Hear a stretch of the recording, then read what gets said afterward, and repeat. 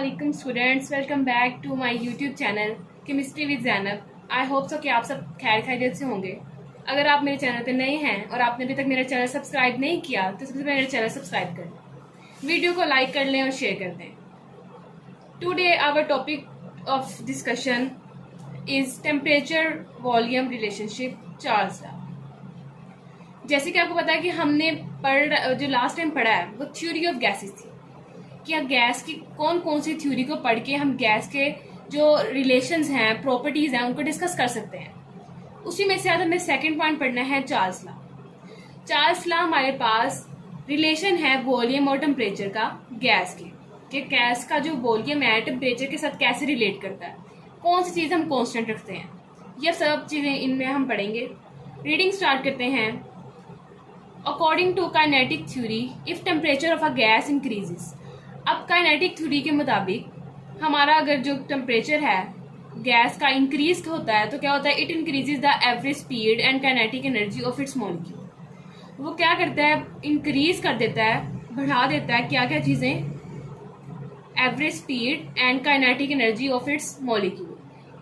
Kinetic energy of its molecule किसके molecules, gas के molecules.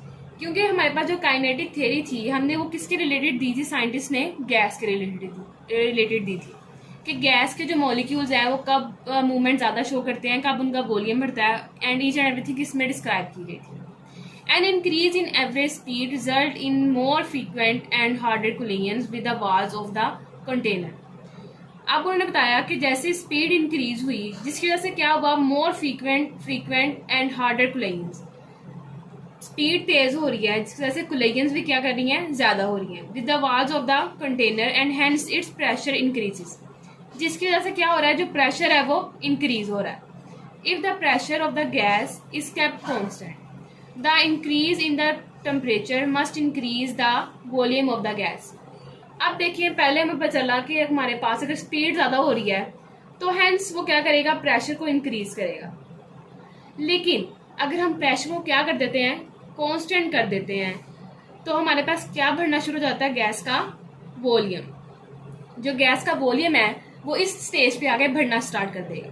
This may be visualized easily if a gas is taken in a cylinder to which a piston is attached. अब हम देखें क्या कर रहे हैं। उन्होंने बोला कि हम सिलेंडर में हमने पिस्टन जो अटैच किया है, पिस्टन के ऊपर हमने प्रेशर दिया हुआ है, ये एक मैस रखा हुआ है। मैस जो हमारे पास पिस्टन है उसका काफी मैस होता है जो एक प्रेशर डाले रखता है सारे सिलेंडर के गैस के मॉलिक्यूल्स को। अब उन्होंने बोला यहाँ पर जो टेम्परेचर था नॉर्मल था, यहाँ पर जो हमारा वॉल्यूम था वो नॉर्मल था वॉल्यूम, प्रेशर उस पर कॉन्स्टेंट। अब प्रेशर उतना ही रहा है लेकिन हमने इसका जो टेम्परेचर है उसको इंक्रीज कर दिया। टेम्परेचर इंक्रीज होने के बावजूद हमारा जो वॉल्यूम था वो भी इंक्रीज होता गया, क्योंकि यहाँ पे बर्नर ऑफ था, यहाँ पे हमने बर्नर को ऑन कर दिया। अब देखिए यहाँ पे next, when the gas is heated the piston must move up to increase the volume if the pressure is to remains constant. अगर प्रेशर रिमेन कांस्टेंट रहेगा तभी उसका जो वॉल्यूम है वो इंक्रीज होगा।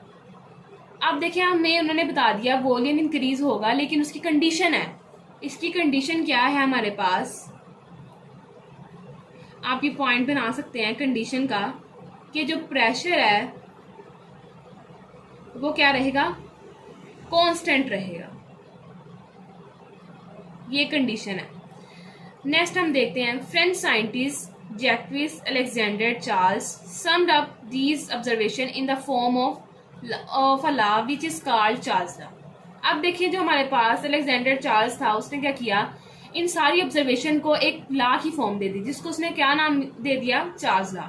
The law states that pressure that the volume of a given mass of a gas varies directly with temperature when pressure is kept constant। अब देखें जो हमारे पास गैस का वॉल्यूम है वो क्या करेगा, डायरेक्टली वेरीज होगा, वेरीज मतलब चेंज होगा विद टेम्परेचर। अब डायरेक्टली का मतलब क्या होता है कि एक साथ अगर ज्यादा हो रहा है टेम्परेचर तो वॉल्यूम भी क्या होगा, ज्यादा होगा। अगर टेम्परेचर कम हो रहा है तो वॉल्यूम भी क्या हो जाएगा, कम हो जाएगा। लेकिन शर्त ये हमारे पास कंडीशन ये है कि उसका जो प्रेशर है वो क्या रहे, कांस्टेंट रहे। The temperature must however be measured on absolute और केल्विन स्केल। अब हमारे पास इसका दो मेजर करने के दो स्केल्स हैं। First one is absolute and kelvin scale. हमारे पास एब्सोल्यूट जो होता है वो सेल्सियस में आता है और केल्विन स्केल में होता है जिसमें हम केल्विन में टेम्परेचर को मेजर करते हैं। नेक्स्ट देखिए हमारे पास मैथमेटिकली इसकी उन्होंने फॉर्मेशन बता दी, V is directly proportional to T, P and mass of gas are kept constant. अब हमारे पास जो प्रेशर है और मास है गैस का उसको हमने कांस्टेंट रख दिया है। इधर हमने कंडीशन भी मेंशन कर दी है और नीचे बता दिया कि जो V है वो डायरेक्टली प्रोपोर्शनल टू है टेम्परेचर के। ये देखिए स्टूडेंट्स, मैंने आप लोगों की अंडरस्टैंडिंग के लिए ये चार्ल्स लॉ का एक छोटा सा फ्लो चार्ट बनाया है। मीन्स के डायग्राम को आपको एक्सप्लेन करने के लिए यहाँ पे ड्रा किया है। फर्स्ट हमारे पास कंटेनर है जिसके अंदर जो गैस के मॉलिक्यूल्स हैं वो बहुत ज़्यादा कंप्रेस्ड हैं। कंप्रेस्ड क्यों है? क्योंकि इसके ऊपर यहाँ पे प्रेशर दिया गया है। ठीक है, यहाँ पे प्रेशर दिया गया है, इसका टेम्परेचर भी क्या है, नॉर्मल है। अब जिसका वॉल्यूम है वो क्या है, यहाँ पे कम है। ठीक है, क्योंकि टेम्परेचर भी यहाँ पे क्या है, कम है।